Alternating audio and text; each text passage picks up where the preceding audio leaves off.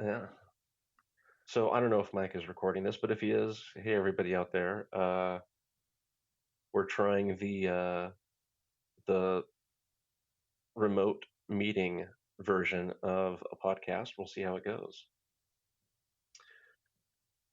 And we're here with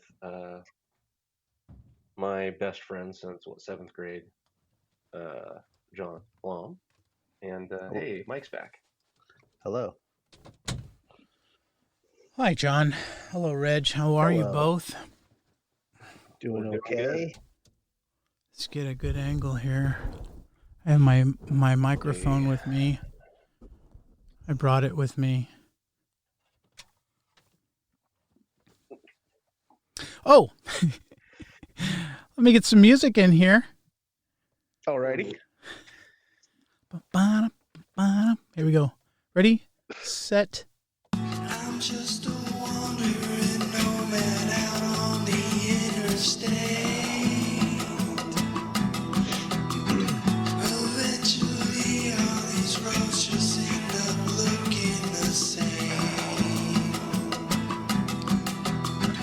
And now it's time for another episode of Relative Road.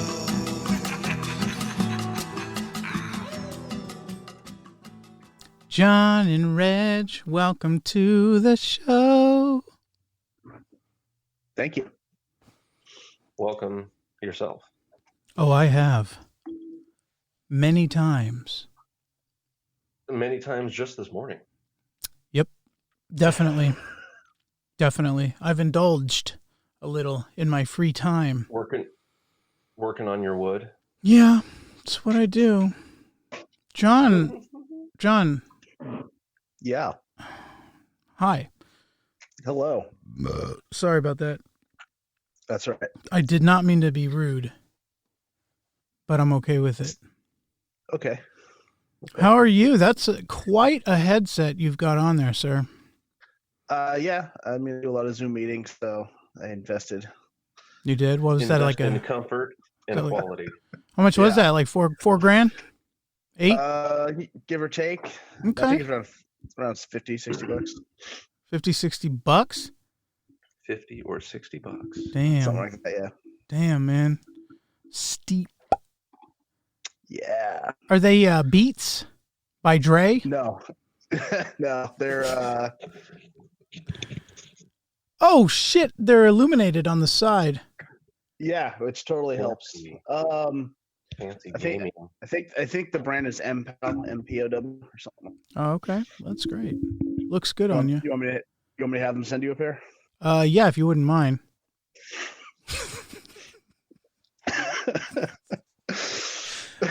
Up to your old tricks, eh, John? Yeah, I'll work on it. I'll send them an email. Thank See you. what they'll. All right. I'll be checking. I'll look in spam, Yeah. too. Yeah, there you go. Well, listen, let's get right into it here. So the world and you and comics and production and what's going on here? What is your interest here? What's going on with, what's your art? What's going on with your artistry or your creation station? Let me in. I'd say like I know that with the COVID, a lot of people have been tapping into their creative side. And, I started trying to do that at first. But, I started a new job at the beginning of the year, and I was only there for about 3 weeks before the lockdown went in place. And a lot of my focus has been kind of there or just relaxing and winding down and not so much in the creative realm. I plan to change that, but, there's some other adjustments that have been kind of going through. Well, I recently got engaged. So. Congratulations. And with that is going to be, I'll be looking, we're looking at moving in together in a couple months here. So a couple weeks, I guess. So, that kind of stuff is kind of taken priority over being creative, but it's not to say I don't think about it or miss it. And I know I could take a little more extra effort and in my downtime and my free time and work on stuff, but I just don't. Um, but I still think about it, and sometimes chat with Reg. Sometimes we, just chatting with them Yeah, about stuff. okay. All right, yeah. I mean, I guess we don't actually get much accomplished other than just chatting about it, which is fun. Sure. So, like I said, I do plan on changing that. We got some, ideas to get a comic out. We have this a great character. I'm sure I just talked to you about her before, and we just want to get that going eventually. So maybe next year will be a much better year for that. I'm hoping. For sure.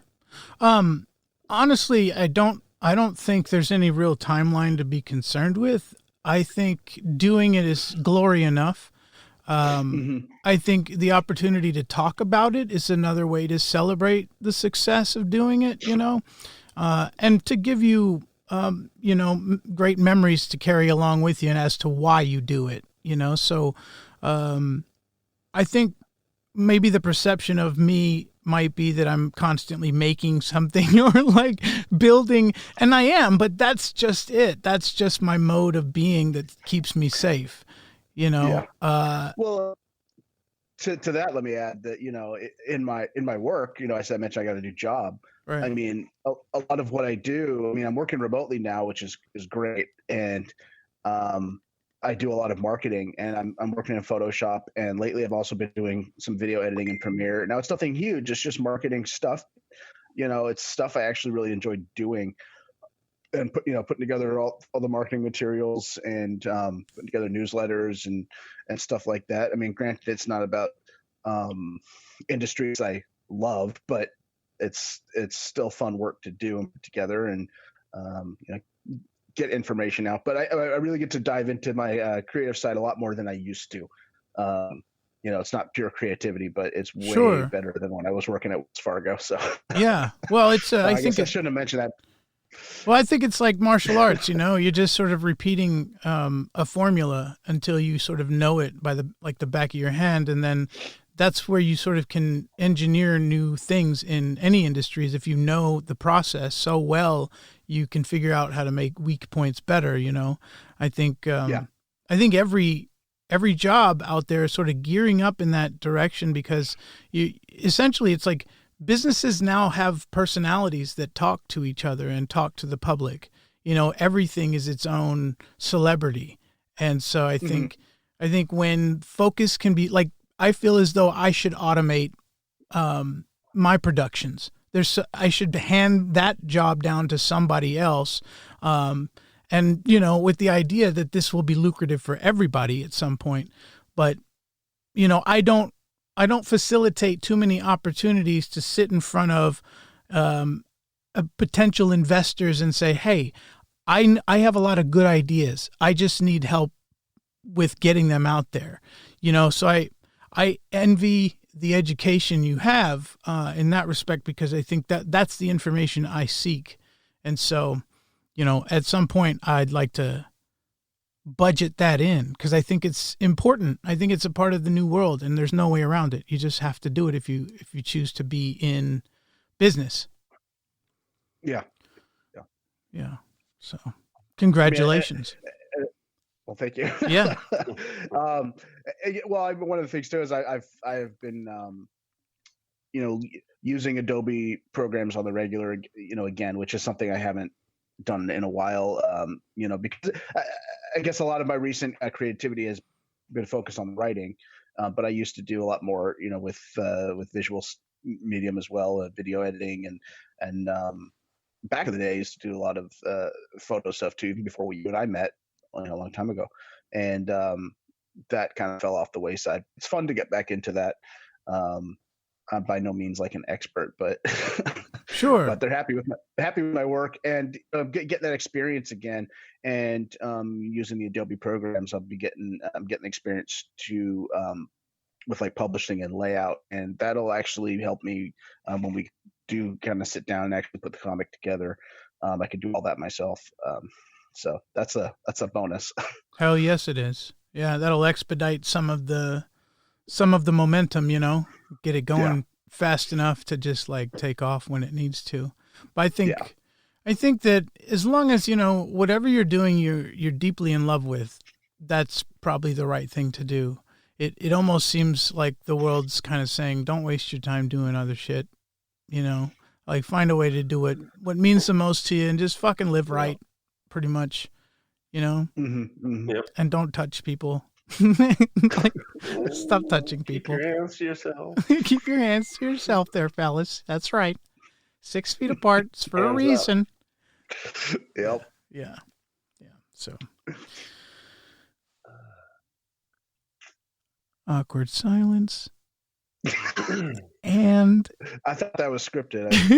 no, I was reading the script. It said, "Wait a moment." So I think was I'm like, gonna. okay. I think I'm gonna try and perfect the actual silent awkwardness moving forward. I know a lot of podcasts do edit that out. You just don't know because it's so seamless.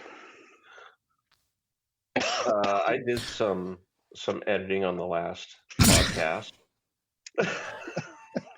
There you go. No, you didn't, Reg. We were seamless. What the fuck are you saying?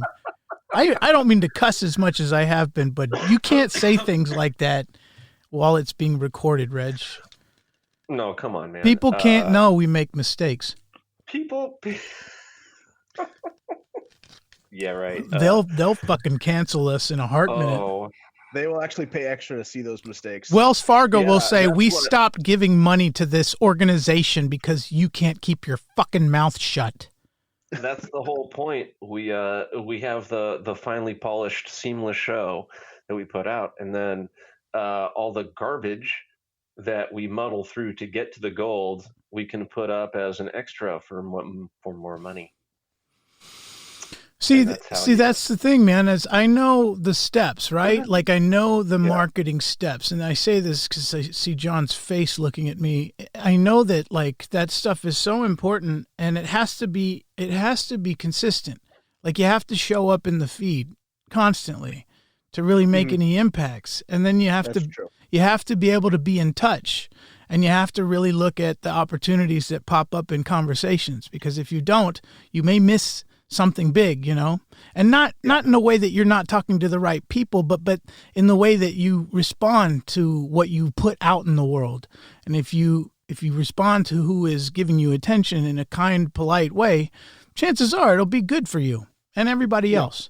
So I think that's really what it's about, right? Is creating opportunities for people to connect and good momentum with with the consistency, right? Yeah. It just takes a lot of fucking work, and you need to hire some guy with some fancy headphones at home to do the goddamn thing for you. Yes. Yeah. Yeah. There's very little like what just one person can do. You need people to help out with something. Yep. Oftentimes you see those YouTubers who, it's just them and their backdrop. And then if you start listening to them, then you get a little insight into how the operation runs. And they talk about like, oh, my team, or I have hired a whole, it's they're running a company. You just don't see it. Right. But, Right. It takes a lot of people. Yeah. I wonder about that. There's a YouTube channel I watch, Doug DeMuro. He does car reviews, very in-depth car reviews. And after watching a few videos of his, like I don't know, it was 10 videos in, and I caught the camera in a reflection of a window, and I realized, oh, he's doing this all by himself. He's setting up the camera, making sure he gets the shot. Some guys have probably, a simple formula. Yeah. yeah. And they're consistent. Whereas I'm like, dude, I'm sure you could easily find somebody to run the camera for you if it means hanging out around all these cool cars. Mhm. And they'd probably do it pretty cheap, but he does it all himself, and more power to you. I don't know if I could do an all-in-one shop like that. I think I need to collaborate with people in all those kind of things. Well, you have to cover your own weaknesses. Like that's the problem. Yeah. You have to see what you're not interested in, and then find the relationship that leads you to somebody who will do it. And for the simple investment of doing a collaborative effort with you. Like if you can do it that way, then you're both invested. And then you find somebody who can help you look at the financial aspect of all this. Mm-hmm. And because that's a weakness for me. I need management. I need someone. I need coaching. I have all these things, but slowly but surely, by putting information out there, it comes. Like I've attained help in places I didn't even have to my disposal at some point, but simply by doing and pushing it out there, it just came to me. And like it has to change a person, right? And I'm ultimately just like indebted to everything because all I did was just open the box and let things kind of fall out, So in terms of your comic, like it's no time is the right time to have a baby, you just fucking you deal with it and you grow through it. Yeah. Yeah. Well, I mean, one of the things I want to get for that is dedicated artist, or it doesn't have to be for the whole run, but just to get started. I don't mind if the art changes style at some point, but and I've dabbled in art myself, but I just don't feel have the talent required to make it the way I want it to look. We've done some. John is very talented up to the storyboarding level. And we've got some pages down that are really fleshed out really well. In the comic style, I think we've done a good visual storytelling on it so far. But yeah, it's just storyboards. So if we want any kind of style, we got to farm out to artists. And we were talking about having a different artist do each chapter or something like that. Yeah. Yeah. I get it. One of the other things, too, is as far as the delay goes and choosing not to work on it, which, I mean, let's face it, that's a choice. But is that, we kind of wanted it cemented in some kind of reality based off of events that are happening right now. But but that's bolstered it into the future. It's that's changed things because it takes place a little bit in the future, and some things are still playing out right now that could shape how we want to go with that. So that's kind of another half-assed reason. Sure, but man, there's there's so many things, so many ways to go with the future. I think that's the appeal. I've thought of doing art that is based in the future, and somehow finding a way to look at the vision in my mind, like in a visual way, because I know what I know and don't what I don't, but there is a projection of what the future looks like in my mind. And I think there's enough in there to make something unique as an expression and say, hey, maybe that might be all right. Like throw it up on a wall in Sacramento. I think that would be a unique experience to really celebrate the reasons to share and because the art in Sacramento inspires me like greatly. I can't help but be like mesmerized by it. Every time I walk by it or drive by it, I want to stop and like lock it into a time capsule. And so like, I think it all boils down to that, right? Is that you have this gift of seeing a vision together and like toiling with it intellectually. And then like you've dabbled in the artistic expression on paper or what have you. And then like, it's like your spirit baby, you and Reg, you have this spirit baby that you're fostering. And I feel that way about many different things. Yeah. I think like all film projects in the past that we've worked on started out that way. Yeah. I'm glad you brought that up. Yeah. Yeah. That created a bond for life. Oddly enough, it seemed silly, it seems so silly. And like, we get together and we're like, we're just going to make something. And like, none of us were so, like stupid to think this is our future, guys. We're going to fucking make it we're going to do this together. It wasn't like that. It was like, this is so much better than doing a lot of other dumb bullshit out there in the world. That's what it was like. I wanted to keep doing that for the rest of my life. Fair enough, man. And hopefully get paid. I mean, I could have. And the thing about that show was we were just like 5 years too early on it. Is all. Sure. Yeah, fair enough. That Fair enough, man. that kind of show would have flown, especially after streaming really took off and people accepted Yeah, short form streaming video as like legit entertainment. very Yeah. true. I hadn't thought of it that way. We were just a little early on it, but I have no regrets at all. We we went through highs and lows all together, and that's part of what formed that bond, I Yeah. think. Take a deep Yeah. breath of air as I remember back. Going to an audition that you guys had put out on Craigslist. That was my acting agent at the time. I had just moved back to California after an exotic life overseas.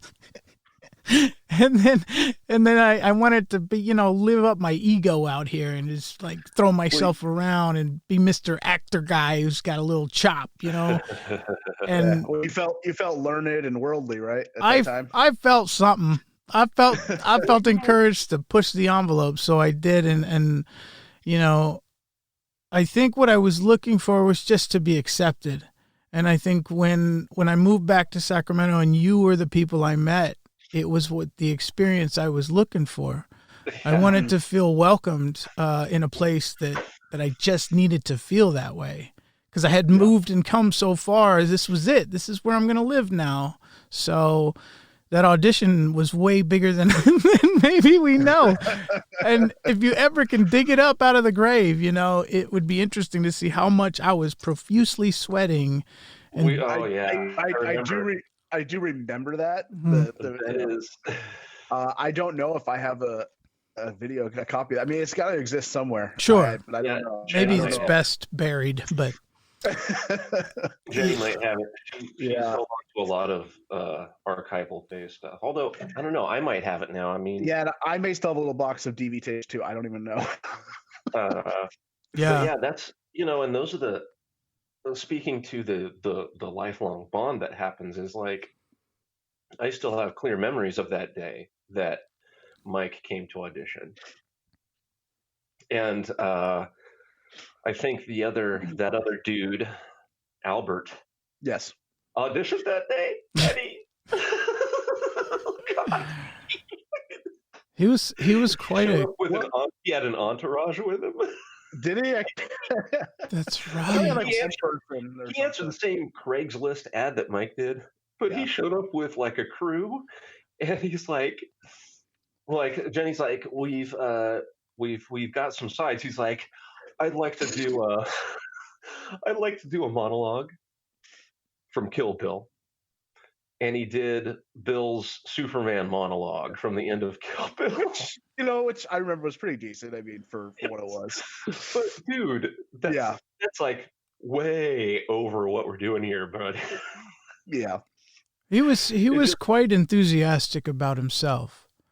Yeah. And was And great so- because I was too about me, but he made it such a big deal. It made me realize I'm going to dial it back. That looks bad. Yeah.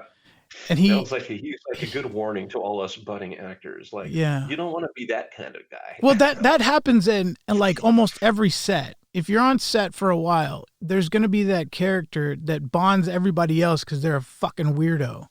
And nobody really understands their proclivity to fuck with everybody. It's like, well, we're going to hate you in unity. And then when you touch base with those people later on, you're like, hey, remember fucking fuck? And then it's on Yeah. from there.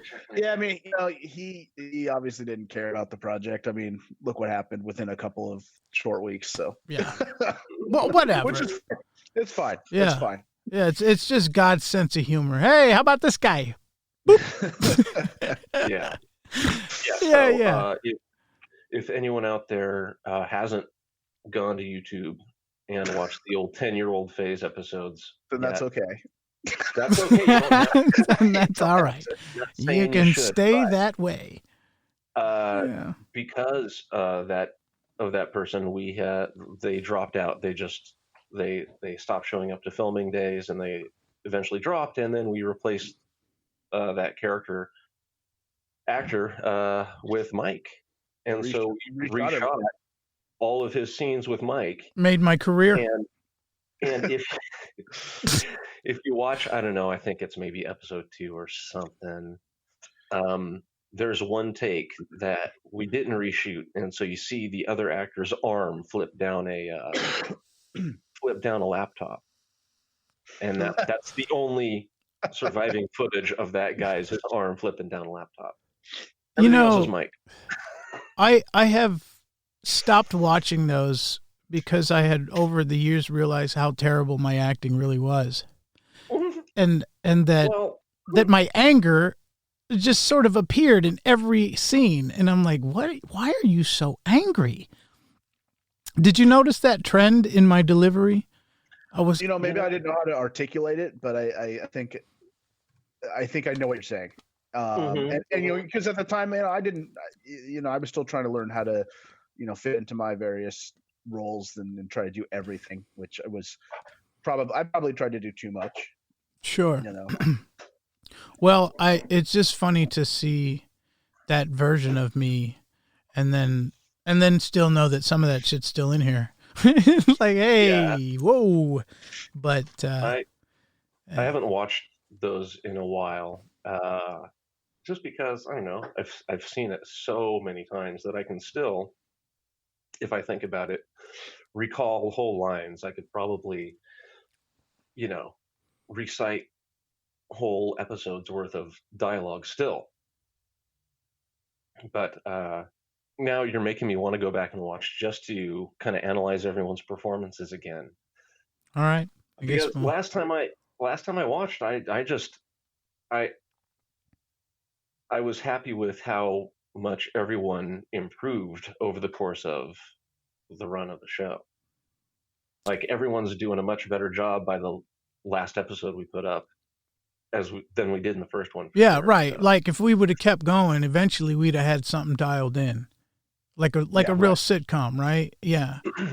I think that's really true of it. I think if we would have stuck with it and found a way to take it serious enough, if we all found a way to make it a priority, it would have worked.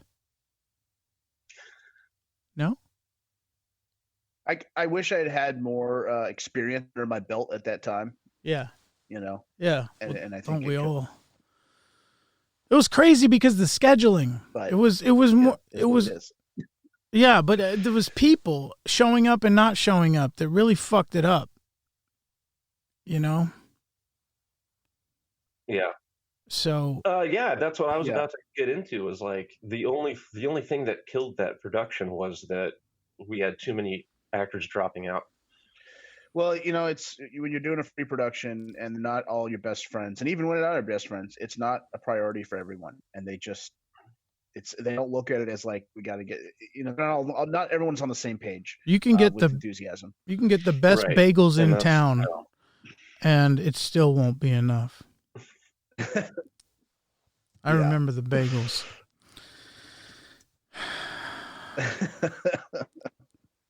But I don't know, maybe in 2020, people are more keen to tap into their passions and pursue their desires a little more openly. And maybe 2021 will be like a year of major creativity as people get vaccinated and people can get together again.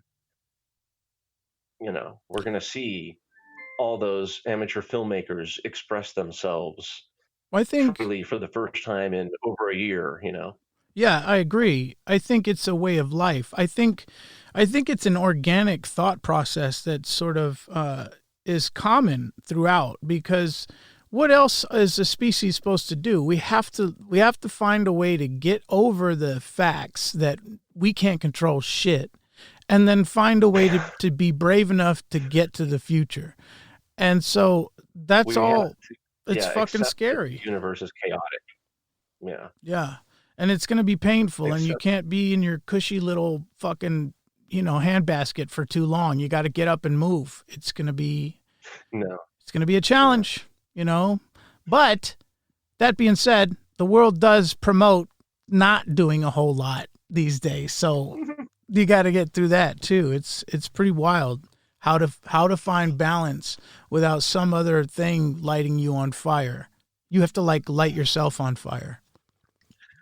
yeah, just the other day, I was a little depressed, and I was like, "What's going on? Hey, you know, anything I could do to make you feel better?" Is like, the only thing to make me feel better is going out and like going to a bar and chatting with people and like doing karaoke, and like I've accepted that we're locked down and you can't go out and do the stuff you want to do, but like that's the only thing I'm really missing in my life right now is that person to person sociability. Like Yeah.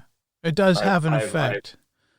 I'm keeping myself busy looking for voiceover work and doing readings. I'm as just a side project. I'm recording readings of Nate's poetry, which I got to tell you, I went onto the audiobook job site and found a audition for a book of poetry that somebody self-published on Amazon. And after reading some of it, I realized, wow, Nate is a goddamn poetic genius compared to this dude. So shout out to Nate. Like, oh my god, dude. Like, Yeah. there is worse poetry out there, and somebody wants it read as an audiobook Hey, for some pouring your reason. guts Anyway, out into the world is a brave, courageous thing to do. Letting people know, yeah, and that's what I. where you've been and how dark it's been, and that you're still here is inspiring. And that's what I took from it, because it was hard to read, because it Yeah. just kept taking me deeper and deeper into Nate's just dark history. And to his credit, he didn't hold back at all. And, No, and he expressed himself very well. I mean, the themes that he addresses, there are a multitude of ways you can tap into that, and the way he does it is, I don't know. With every poem I read, I find a at least a little connection to it. I find a little bit of it in me. Whatever it is he's expressing is like, oh yeah, definitely, I think that's what that it feeling. was. You could see Yeah. yourself in some of that. In Hmm. fact, I could see myself in the room with some of that I read. And I think maybe that was the other Oh uncomfortable yeah. part of it, Uh, is there, like I some was of the there. autobiographical stuff where you know that that person is you It's behind the that he's scenes talking for me, about. like Nate behind the scenes. It's crazy to see what was going on in his head at a time where, I didn't really know all the angles of Nate. And so, Hmm. and then it just reminds you of how people are. We just don't know a whole lot about each person we know. We know very little. Yeah. And a lot sort of relies on trust. I think maybe that Yeah. was, Maybe. go ahead. Well, maybe all this time that we've all spent apart has given us an opportunity to find other ways to get to know each other. Like, oh, for one thing, everyone's doing Zoom meetings, so suddenly everyone is getting a little peek into everyone else's personal space. We get a Yeah. peek into Mike's closet to take a look at your wardrobe. You know, Ta-da! uh, No secrets in here, boys. once once I kind of get all moved in here and get like a little office space set up, I plan on having a nice little personalized backdrop behind me you know, because I'm on Zoom a lot. yeah, you got to get your space dialed in order, and it promotes the best out of you. I find that if you get your Yeah. studio set up and you know where all your tools are, you can start to really piece things together. But if you don't have a space to do it, it gets locked away, and it foils the fun in most other things that you like too, because you're not being honest about it. This is really just a speech given to myself, because I'm trying really hard not to backpedal. I could easily slip into something comfortable and just lay around for a while.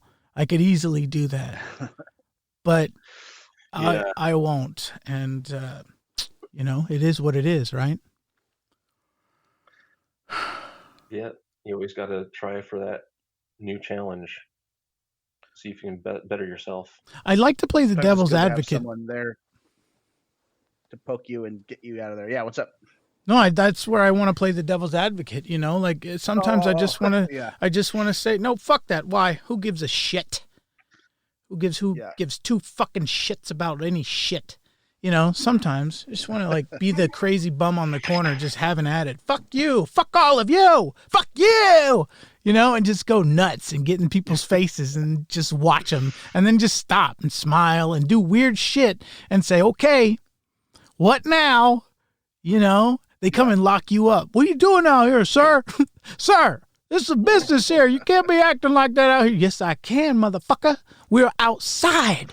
And you didn't come out here till you heard me. So shut the fuck up and let me speak. Sir, put your balls away, sir. Uh-oh, wait, this is a cue, isn't it? We need to get the sound effects. Sorry. I'm running behind. Hold on 1 second.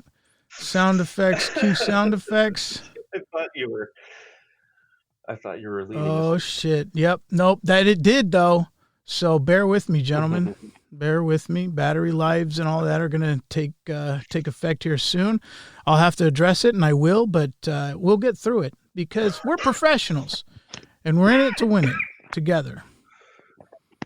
John, I noticed you're coughing. He's You get that checked out? That's because I can't swallow.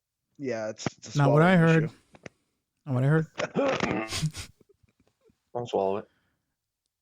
Reg, that's not necessary. There's only room for like 2 perversions. Jesus. Okay, sound effects. Great. Streets. Now we're gonna have to blur that. Busy street. Sound effect. Here we go. Not a music video. Yes, yeah. All right. Can you hear that? No. You can't hear the sound effect? Nope. Okay. But you can, and that's what's But important. you can, and that is what's important. No. I don't want to do it now. All right. No, I'm not doing it. Fuck that. No, Whatever. no, Moving on. I'm not doing it. I'm not. doing it. I don't have to. It's my fucking show. No. All right. Okay. All right.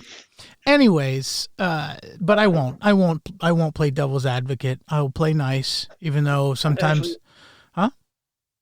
I do have a question for John regarding what you do. Now, are you ever in charge of like social media? Like, do you run people's Twitter or anything like that?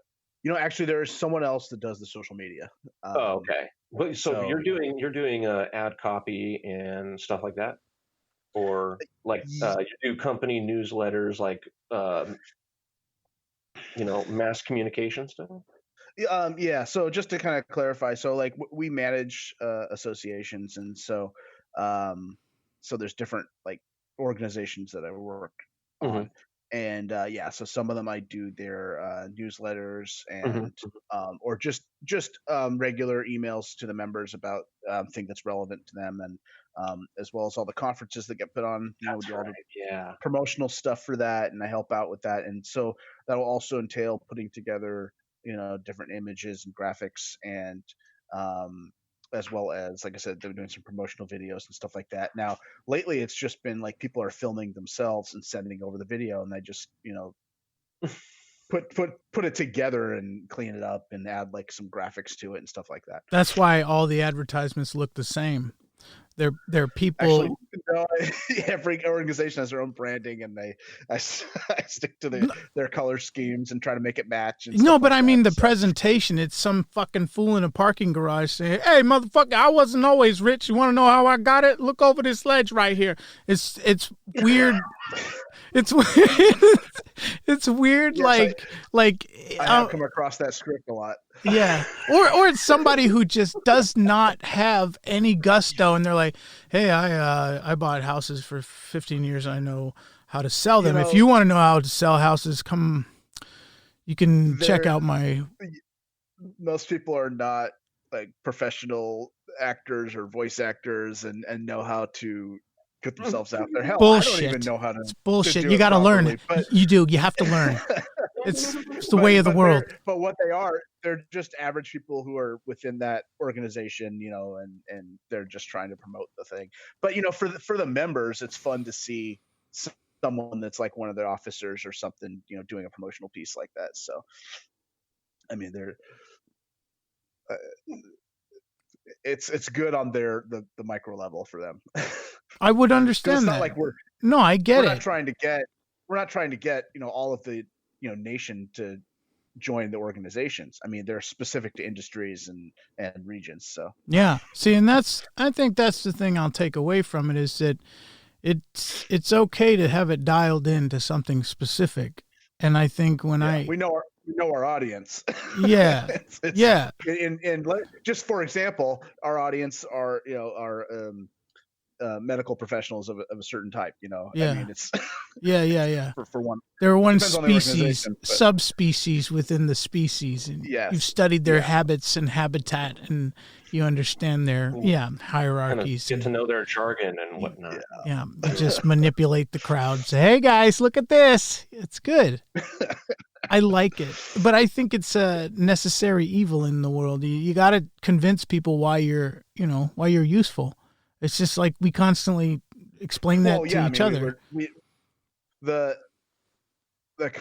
biggest thing are the annual conferences, and they're all virtual now, and so you got to convince people to shell out whatever amount it is for the conference, to make it worthwhile for them. And it's not even something they can meet face to face and travel to anymore, or at least for right now. Yeah. Yeah, and like especially like for Amanda, she's gotten to a point in her career now where she loves going to the conferences only because it's you get a chance to go somewhere. It's kind of like a vacation, except it's a nerd vacation because she goes to a nerd conference. Yeah, and had this been a normal year, I would have actually gotten to travel to some of those conferences and just be on site there, and That's really cool. Free travel, but that's not happening. But she's at the point now at her skill level where it's like there are a few lectures she's interested in going to, and what she's most interested in is the lab stuff where you actually go and you work on an animal or you work on something biological. Yeah. And you can't do that virtually. So no, that is lost unless you're watching a live video. But even then, it's still not hands on. So her interest in her favorite conference, her favorite time of year is outside of Christmas or whatever is this conference, and her interest was at its lowest in 2020 because virtual is just no fun. Same thing with like school. Like I can't do virtual school. I need to be in a classroom setting. I need to be in the right environment. And home is not a good environment for me for that. With the virtual though, you get maybe not everybody can afford to travel or whatnot, and so in the future, this kind of opens up the possibility for hybrid conferences. So maybe people that can't travel for whatever reason, they can do the virtual aspect of it, but you still have the actual conference. Yeah, it's that could be something that changes in the industries. I think you have to take care of your needs and your wants on your own first, right? So if you want to go somewhere, you should plan something that you can take control of virtually yourself when you're there. And then I think when you can't go to an experience with other people that you would prefer to go and be at, you have to be at that point where you're willing to accept that and then make the fruit of whatever you're going to get like the priority. So like if you need to go somewhere, but don't make it the 2-for-1. It doesn't work that way anymore. I think you have to be out in the world and get your dose safely, and then also figure out your fucking digital platform as well, because that's what we are now, is a digital people. Like John's even partially see-through in this fucking image in the camera, so it's a little bizarre. I can see your Venetian blinds behind your head. So it's a creepy thought. I'm on a poor connection, so. It's okay. Bad connection. I'm not judging you. I have a call actually in a minute. Okay. I gotta hop on another call. Well, amazing to talk with you, John. We can do this again sometime. Yes, we will. Yeah, no, likewise. It was amazing. Titillating. Later, John. So, Reg, you want to talk about John when he hangs up? Catch you guys later. Bye. Hey, I'm going to listen, so talk away. Bye. Later. Bye. How's it going? Pretty good. All right. I've had a lot of coffee today. I took my ADHD medication. Yeah, how's that treating you? Adderall, like Adderall, Adderall. It's good. Yeah, it's cool, man. I mean, you know, at this point, like, it's not as dramatic as it used to be to me in terms of how I see it. It was revolutionary for a while there. The difference Right. I in like it. in focus and, you know, default to put it in a much more reasonable manner, because it doesn't change. If I don't take the medication, I go right back to woe is me, Mike Haley. And I feel as though, you know, although that's not predominantly the effect, like I don't go right into a depression, it basically turns into this like, man, I want to do everything, but I just don't know where to start. You know what I mean? Like, Yeah. I'm so motivated that I've stopped right in my tracks because my mind just can't make itself up. And then when I take the medication, it's easier to know what I'm going to do by some degree. It's not all clear, but to a point to take action. And then I plan it out. I'll write it down. I'll make a list. And then I'll promise myself not to get so anxious of getting all of these things done.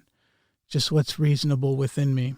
So that's the difference, man. And it's a big difference. Yeah, you know, have you seen the show Big Mouth on Netflix? No, I've been watching Social Distancing, though. That's pretty good. Well, this show, it's an animated show. It's about kids who are, you know, 12, entering adolescence, and it's about the hormonal time in a human's life. You know, boys and girls and growing and all that stuff.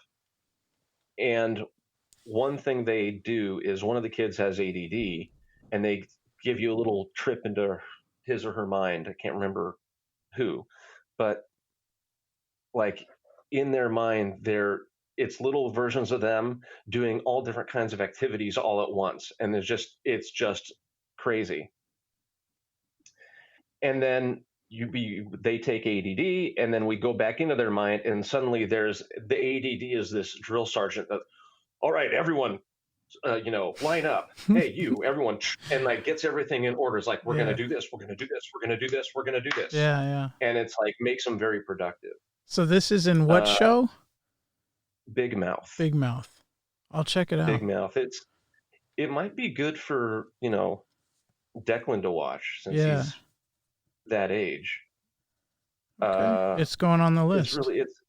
It's really good. But yeah, that what you said reminded me of that scene. It's like, yeah, okay, that's kind of what everyone I've talked to with ADHD says it's like. It's like, no, everything's just like clear, focused, in order. It's like amazing. And that's what Amanda says. Like, she says when she's not on her pills, it's like she's afraid of missing something because she's all over the place. Yes, that is the anxiety that's always fleeting. It's always there when you're at your base, and that is hard to live with. It sparks addiction and you know, just sort of an intense reality. It's a little wild, you know, because it is sort of a hyperactive mind that seems to be stuck, like you're stuck in the mud, you know. And nobody really understands unless they're going through it. They just don't comprehend the mind and how it could work in such a way. And I understand that. That's just because that's where language ends. When the concept is not conceivable by the mind that's experiencing the information. If it's not conceivable, it's pointless. So you just live your life and do what you do for you. You know, if I could offer advice to anybody, it's like, find what gets a good balance for you and do that. And, you know, and like, just try not to make it a painful existence for you or anybody else. And then you should be all right. I think that's the world we live in now anyways. You think about Oregon, you know, Oregon's like, hey man, I'm just trying to, and they're like, cool, move on. But if you're knee deep in some devil's blood somewhere and you're causing a ruckus, it's like cancer being detected on an X-ray. You have to be addressed. Yeah. And, we have to protect the rest of the body of the world, and Right. have some rational reaction to trauma, because, we have to now, right? We're all conditioned by the pandemic. We all live with trauma. Right. So that might help people in kind of making whatever, because most of the trauma that people uh, take, that people experience, is just chaotic universe shit. It's rarely personal. Like COVID is not personal to anybody. It's just there. That's just chaotic universe shit happening to our species. So that is some major, major trauma that no one can really take personally. And that's, I think, a growing experience, like a psychological growing experience of like, yes, there is such thing as massive trauma that isn't against me as a person, against my ego, against my sense of self. Because a lot of people tend to want to take trauma that way. Mm. Uh, it's kind of an accepted framing of the trauma to victimize yourself in it. Like, oh, this bad thing happened. Well, it happened to me, so I'm a victim of a bad thing. It's like, well, no, you're just a person who's alive. Yeah. And these things can happen to people who are alive. Like people who are alive can get sick, can get commuted diseases from other people. It's not personal. That's a good way to segue into my last 2.5 weeks of existence, and the psychosis that had taken place within my own reality, and Yeah. navigating the diagnosis of positive COVID, Hmm. and contacting people and communicating my concerns, my symptoms, my perspective reality, my stress. Delivering that information is nerve-wracking. And literally in such a way that I have nerve issues in my arms and in my hands. Yeah, so I have some healing and some investigating to do, which has been ongoing for a while now, even before my 2-week isolation. And what happens at first is sort of denial and, self-diagnosis, which is a tricky part of getting sick.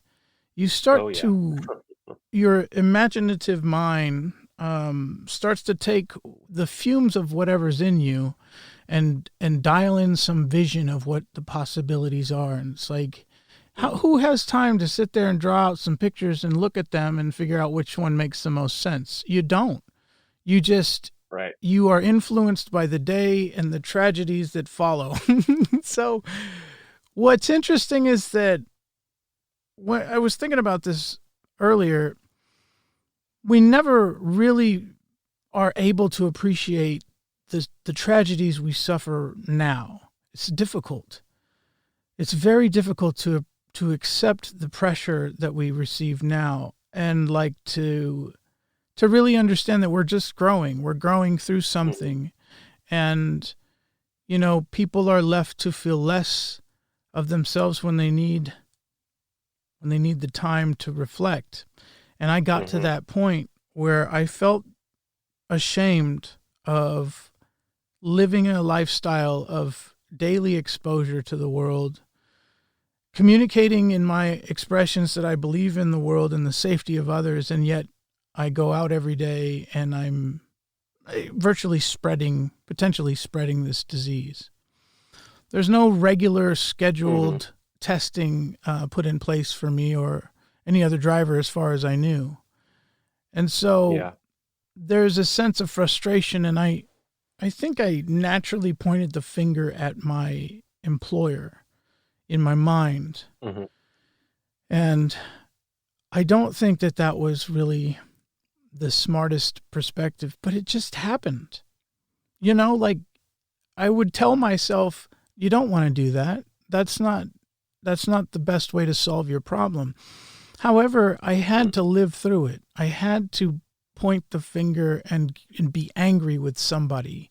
And so I was. And then I got this 2-week break because what happened was I had to sink into the possibility that I may now have COVID, after having been out and after having known that this is going to increase the possibilities. And this is all in my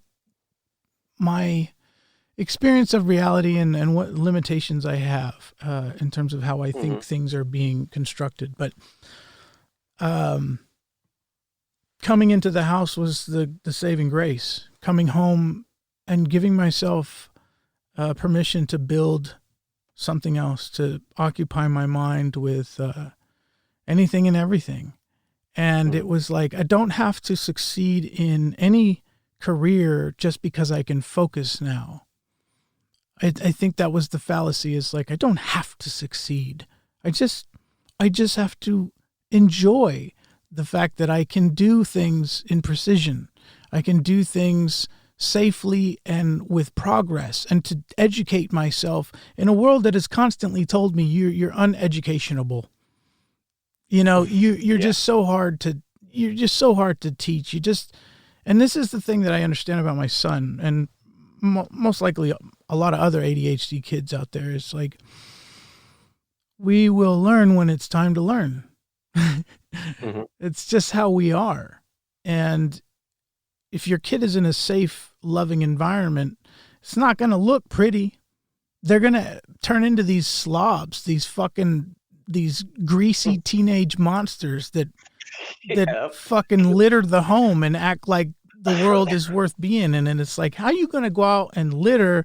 And anyways, but it's just the way it looks, because if the tether gets pulled in any other way, immediately your mind would rush to those people, and you would want to tell everybody that you are in touch with to live their best life and to love each other and go on without me. Like if it was your last win, that would be it. Let me talk to so and so. Hey, call this person next. Am I dying? How long do I have?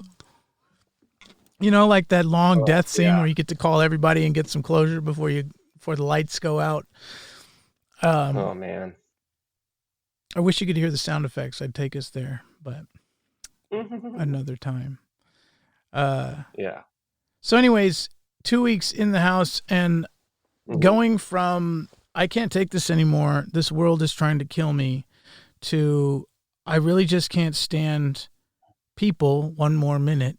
And that was the other thing, is all the theories that people had out there in the small talk and in the long talk and the whatever conversations, and people telling me how they think the world's upside down and what we should do and what I should believe and what I should not believe. And it was like, I'm like, yo, you want to just sign right here? You know what? I'll sign it for you. Goodbye. And then my employer's like, you're not getting these signatures. I'm like, I don't want to fucking see these people. I don't want to talk to them. I don't want to be close to them. I'm already out in the world. You want me to get close enough to get their little dirty fingers near me? Really? That's important to you? Yeah. Fuck you. Without saying it, fuck you. I'm not going to do it because it's insane. And so I think I mitigate my chances that way, but all I really do is create a bad attitude. And then, my poor employer's like, you don't ever talk to us. And it's like, I'm stuck. I'm stuck and I'm mad about it. It's not your fault, but I'm stuck. Come back another day. Maybe I'll have a better explanation. Till then, fuck you. It's a terrible, natural, organic side effect of life. Yeah. And it happens everywhere to everyone. Yeah, that's a fact that I think some of us have accepted a little more wholeheartedly and fully than others. And I see it a lot in the concept that I take in my philosophy, which is life hands you enough negativity just naturally, just by existing, that I don't see a need to pursue negativity. I don't see a need to add negativity to the world. Well, And sometimes you can't help it, and you just do because we're all human and we're all fallible, and we all have bad moments. But you know, like to purposefully put negativity out there seems highly antisocial to me, and just I don't see a reason to have any purpose behind and malice behind actions. I just well, maybe not malice, like right? But that's different, right? That's yeah the difference between racism and hate. Racism yeah seems a little more organic. Even though hate could be hmm seen that way, hate seems to be the thing we all agree we should work against, right? We should all yeah stay away from hate personally and, mm, as friends. It's advice stay away from right hatred. Um, Racism is just a lens we've looked at the world through. It's a discussion, and the experiences are hmm are real world experiences, and they really happen. But as a perspective, like we now know better. We know better, and universally so. Like it's kind of obvious now that no race is any less than any other.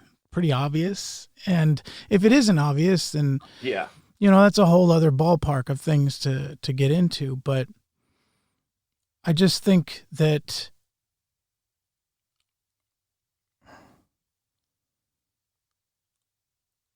if we're not constantly trying to appease anybody but ourselves, we're not really. See, it's hard to say because we're all a part of something that we're not aware of, right? Like, yes, we're all like there's this like collective essence of humanity. so how does that That explain geniuses and things like that? I think genius is really subjective. I mean, How do you explain a uh, child who understands patterns or rhythms that most adults don't understand? How do you understand that? that's just special brain wiring, I think. Like Beethoven or Mozart, who could just like play a sound. Like these kids would just be sat at a piano, get an idea of what it all sounds like, and then just start going. Like they just get it. Their brain is wired to get it. And I think with all the variations of how human brains develop, you have some that are developed in a certain way that's wired a certain way to really get music or really get sounds or really be tuned into the audible kind of thing. I knew this girl who I think she was born deaf and then she was one of the first kids to get the cochlear implant thing. And she's a musical genius. She knows multiple instruments. She can sit at a piano and say, "What do you want to hear? Play me some, Rhapsody in Blue." I said. She's like, "Oh, okay," and she just goes into it. I'm like, that's amazing. She didn't have to read any music. She didn't have to pull out any sheet music. She just got right to it. Yeah. I consider that genius, and I consider that's not, sure she trained and she spent a lifetime in band and stuff like that to get the skill. But if your brain is like wired to that skill already, I think that gives you a little leg up. And I think, like for instance, your genius is in comedy and improv, and I think that is tied into multiple things. It's sociability. It's the way that you have the ADD brain that can go 1,000 different places at once, and so you can on the fly. Ooh, let's go here. Oh, now let's switch it to here. Oh, this is going to get a bigger laugh. You're just always doing that, and Sure. Yeah. that itself is like a special wiring that not everyone has. Yeah. To So to genius turn is everything into a story. it's just how a brain is wired, and I think a lot more people could be considered geniuses if they were given the opportunity to figure out how their brain is wired and what they would be best or feel more comfortable with. I gotcha. I like it. I like what Yeah. you're saying, man. There's a lot more genius out there than just, oh, your IQ is high. Well, that's something, but Yeah. what is it really? Well, that's a good. How is that practically applied? It's a good point to make to young people too. Is like find what makes you feel like a genius. Find the thing that's just so natural for you, and then master that thing, and then try to do the things that really challenge you. Like Right. because I've been watching that show, Social Distancing, and it's illuminating to see that my problems are pretty standard out there in the world. All of us have very similar circumstances. We're watching our kids virtually from work. I'm not the only father on the road raising a child at home to take care of himself and feeling like a failure. That's a common theme with people. And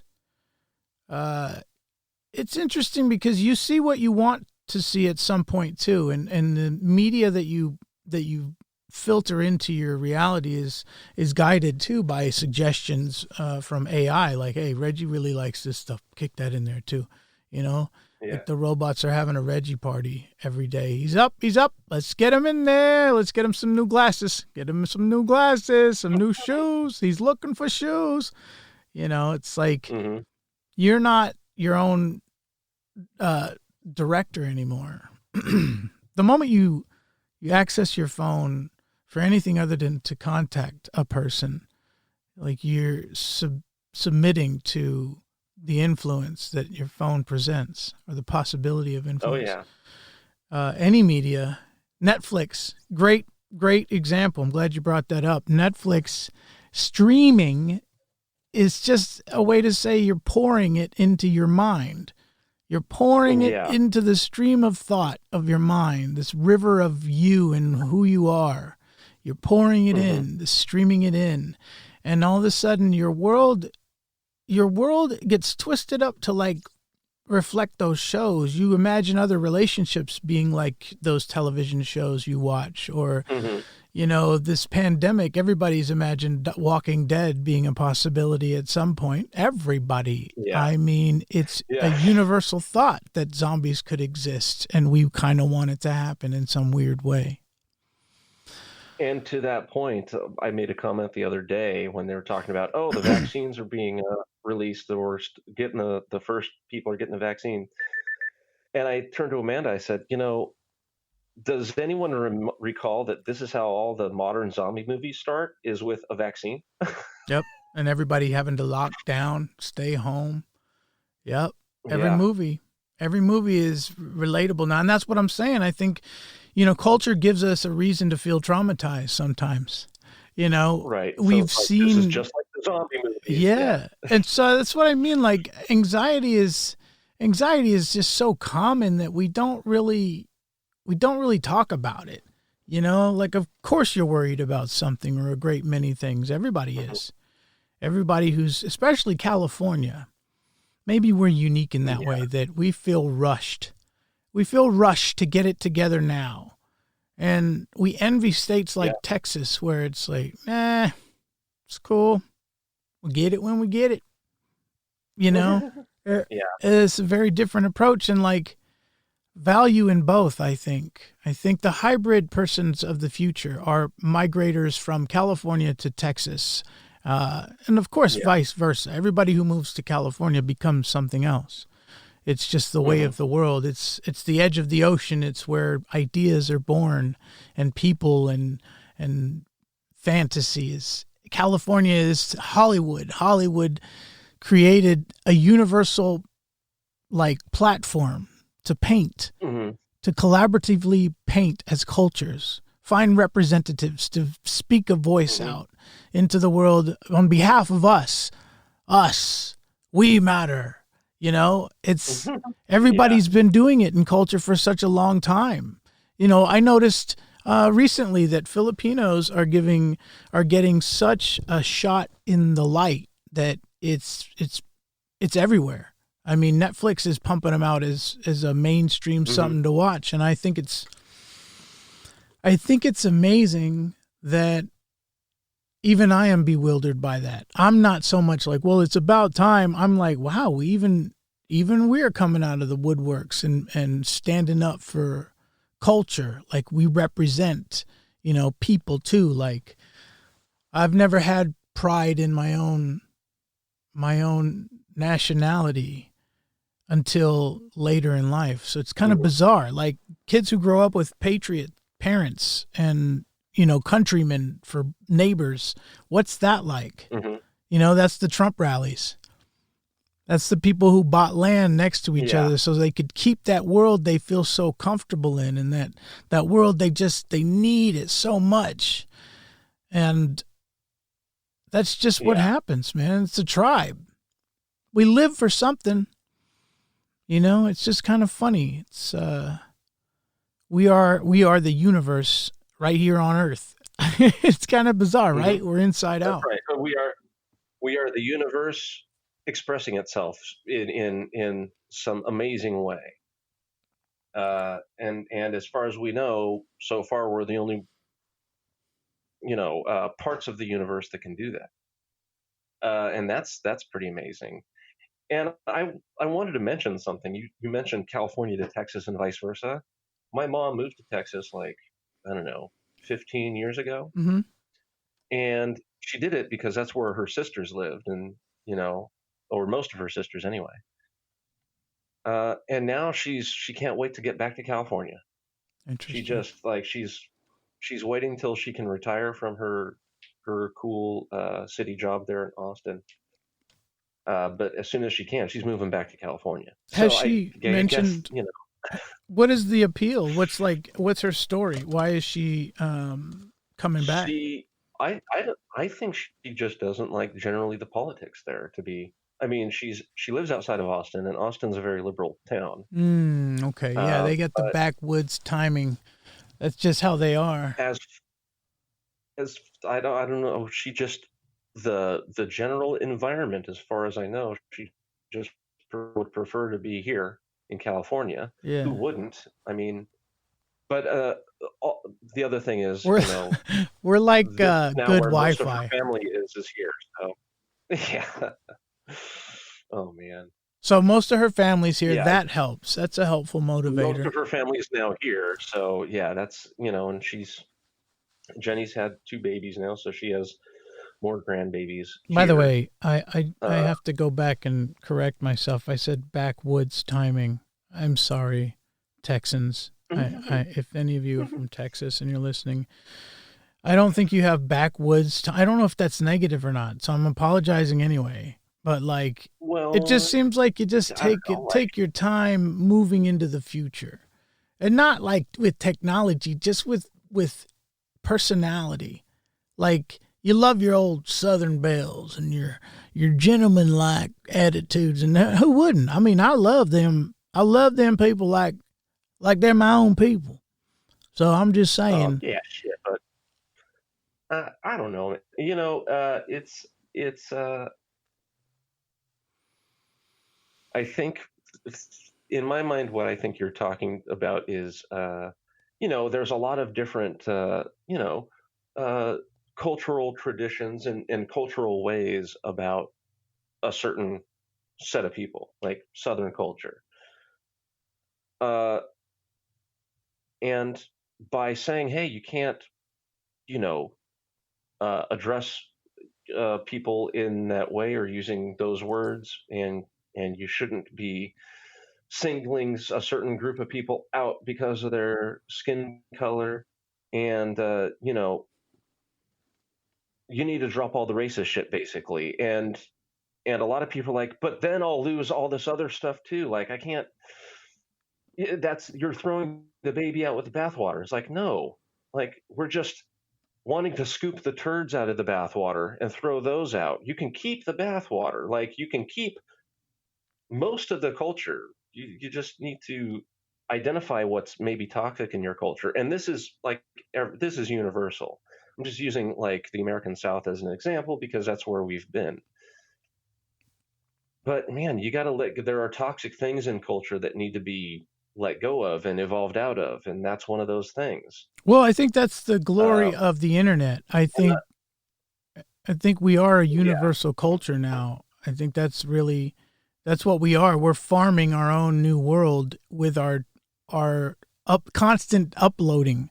That's what we do. I mean, think about what the people on Prometheus would have been watching to entertain themselves for a while. It's like the live streaming of Reginald Bohannon, date of birth to death, like all the highlights and shit. I would. I mean, if I lived in the future and I got to look at people's lives through some Google memory bank, and stream this stuff, at some point you got to think that's why people are opening up ideas to what they're watching, because we all want to see a little bit more real. Like, we want to see real people. Celebrities they're yesterday, because today everybody's a celebrity and everybody has a crowd for them out there. And I think that's right. So what's wonderful the next evolution of that? Yeah. Like back in the '60s, what's his name? Andy Warhol said, in 20 years, everyone's going to have 15 minutes of fame. And then what that turned into was reality TV. Hey, everyone is on TV now. It's reality TV. We're going to go into your home. We're going to, like wife swap. We're going to do this. We're going to do all kinds of things that go into people's personal lives. And everyone has 15 minutes. And then now everyone has a Twitter or Instagram. And then you have followers. And then I don't really give a shit about that, but people give a shit about getting followers. And this is how you get more followers. And this is how so fame has become a personal thing now. It's even more narcissistic. So here's my experience. And so how is that going to evolve? Well, my experience with that is I can't get around caring. I try to pretend as though I don't care about the numbers. I try to tell myself it doesn't matter as long as you're doing what you love, which is all true. But the other truth is that I do care, and that I do look at things like John does for a living. I seem to try to piece that world together, because I know that I would much rather bring my own money in to my organization than to rely on other people to bring those opportunities to me, So like, marketing has to make sense to me, though. Like, I want to know what I'm doing with it so that I can keep some sort of integrity. That's important to me, because I think maybe where I'm at in age is that, like, having a moral code is like is a necessity. I think people in the world should have like a code they live by. And I think that's why religion popped up again as this possible lifestyle that people are like kind of thinking about. I think that's what it is like, we all want to believe in what we want to believe in. And so collectively, there are people like yourself and other people that like you and people that like me that all like what we like. And we just, we're our own little rally. Our own little thought rally, we're all in here with picket fences. We just real quiet about it, like little tiny little palettes painted with our little,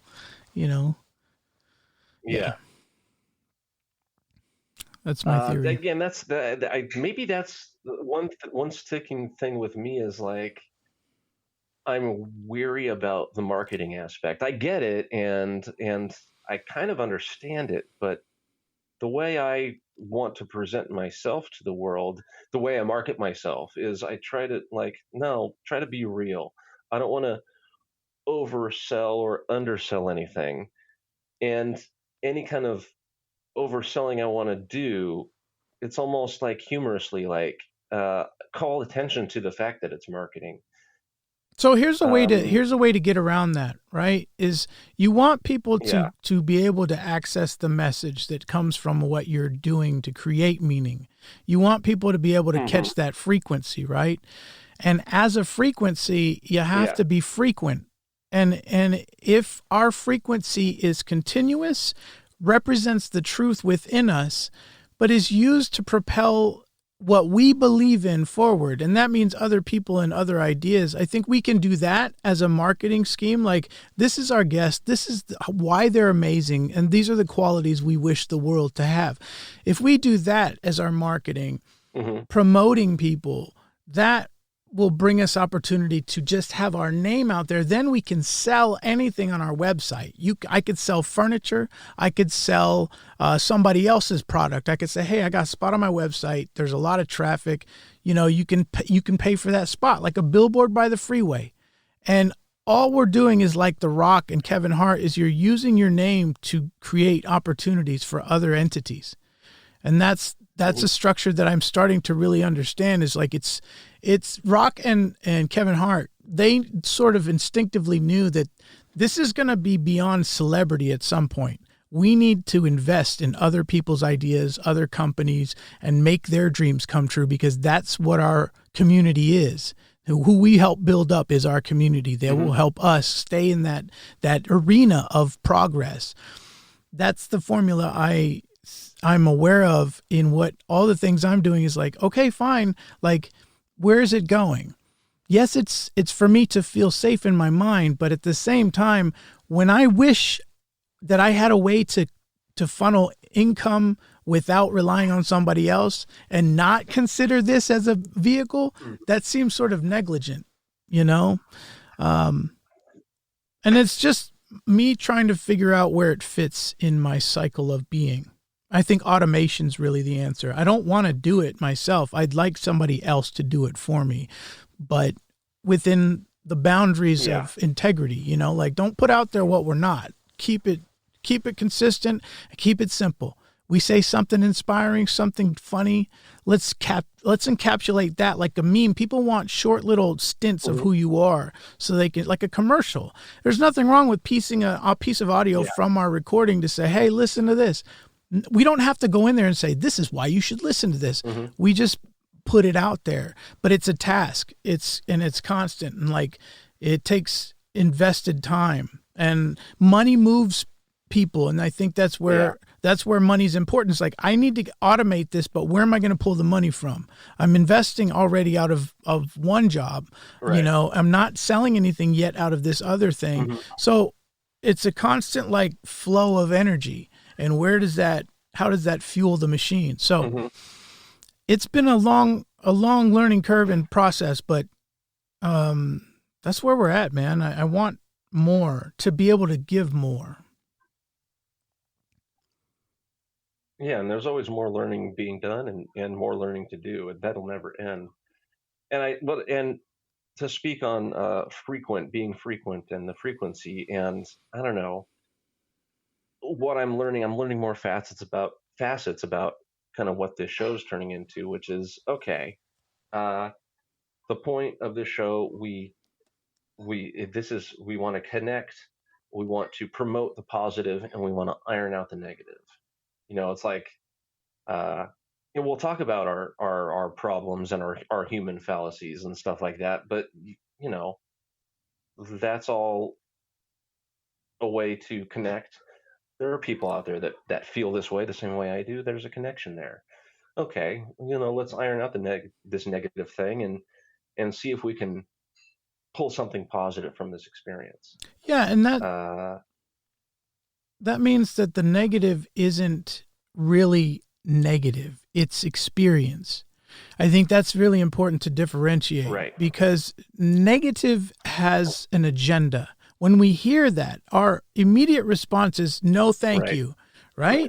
So what happens is at some point you're willing to let your boundaries down to help a specific relationship because you've got some other moral investment in that relationship, and so be it. I think that's the way code works.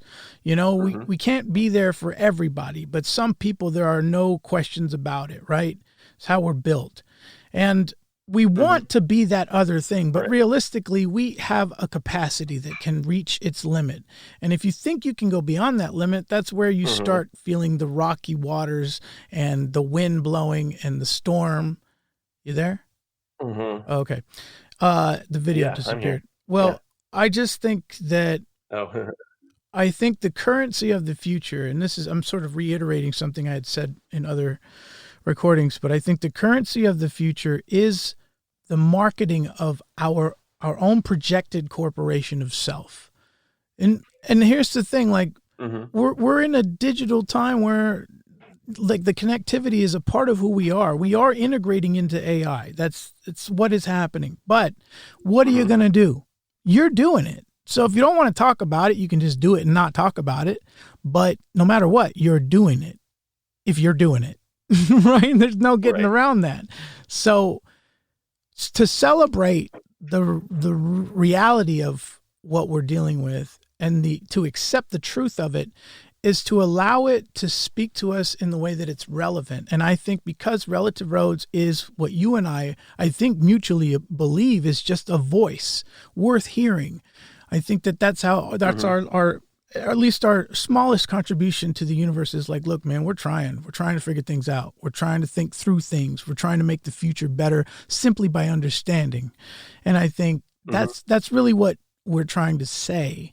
And if we promote the voice of other people, and the personalities, it is what money does. Money moves, and so when I urge you to think of marketing as just another way to profoundly say who Reggie is, and likewise for me, and we've chosen to broadcast something, so we might as well say something nice. Right. Long-winded, I'm sorry, but I'm not. Oh no, that's fine. It's my feed got kind of choppy, but I absolutely agree. The marketing thing, that's a still a learning curve, and I think that's going to be a constantly changing thing. Because one thing I've taken more notice of lately in my Facebook scroll is the different marketing techniques that are used in all those different ads that pop up. And if an ad makes me think of some kind of snarky response, then it's like, okay, that was effective. It caught my eye, it caught my attention, and it got some analysis from me, but I'm not gonna buy the thing. Like, so it's an offensive technique for that. It is. It's I think, and it was just a thing like it was a new pill that you can take to help you stop drinking. And it's like, oh, ask your doctor about this pill. And I just said, there's a thing called there are meetings there. They happen every day and they're free. Yeah. And that was just, come on, like, yeah, sure. We have, Amanda, for instance, is all about better living through chemistry. If there's a medication that you can take that can make your life better, why not take it? Yeah, they're all a path. They're options for people, and to be honest, because somebody chimed in and said, hey, meetings don't work for everybody. Yeah, and your journey to the balanced version of you is a tricky one, and the fact that you've survived this long and can still reflect is a miracle of its own. And I think to celebrate all of the nuanced behavior of you and the things about you that you did survive that didn't get you killed, even though they could have, you got out of that thought process and made it to safety. Everybody deserves credibility for that. And I know some parents walked out on their children and they deserve some torment, I guess. But the truth is, like, what people do we really know enough to fucking bury underground forever? What people do we really know enough? Because you don't. That's the thing. You just don't know. Yeah. Like, you can, and that's the thing that pulls me away from taking negative events personally, is like, wait, did that person just cut me off because fuck me? Or is their head up their ass because of some bullshit? Like, are they waiting to hear back about a COVID test? I mean, I can't be mad at people for any like road assholery that doesn't get people injured. Like, if you can't, in this day and age, you can't really get that mad at people for that kind of behavior. Yeah, you got to do your best to really get around your own expectations, because It's like almost daily Yeah. things. Think about where they are. Yeah. Business, the world of business itself is daily, changing daily.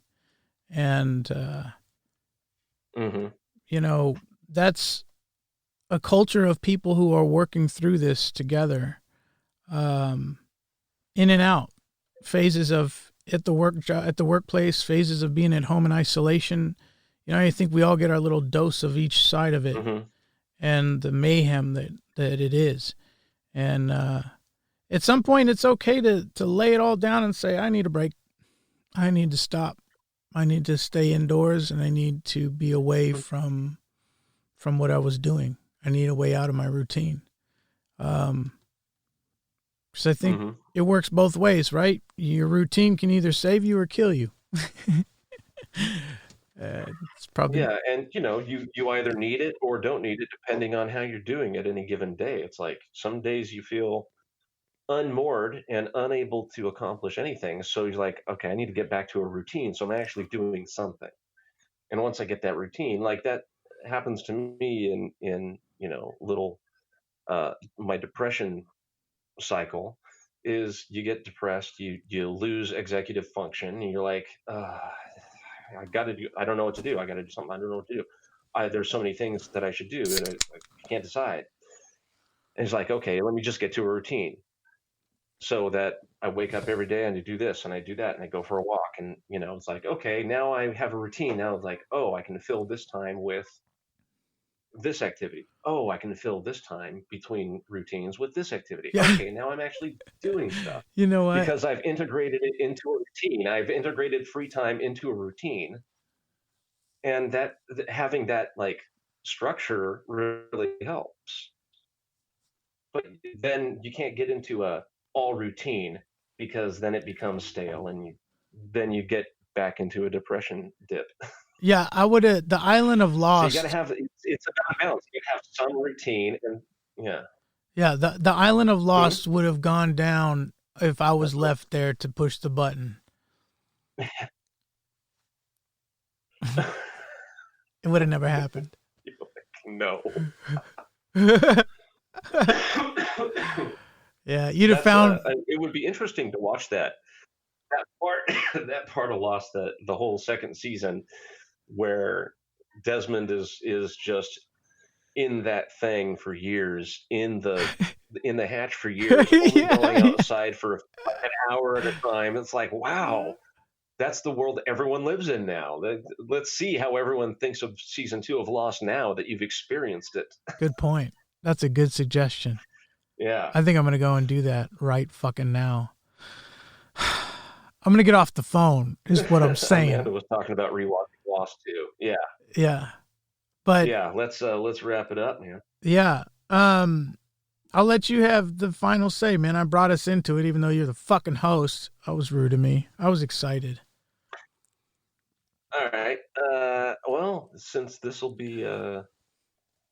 is probably going to be the last one that we record for 2020. So, hey, 2020 is over. Let's take all of that, all of the bullshit that we went through this year, and process that bullshit, and really analyze all of the activities and all of the world-changing events and cultural changing events, and embrace all that for what it is. And let's all, just for ourselves, just for your own selfish needs out there, try to put yourself in the right frame of mind for 2021 Fantastic. for you, and let's make it better. Boom. Adios. All right. See ya. Okay, good. Oh.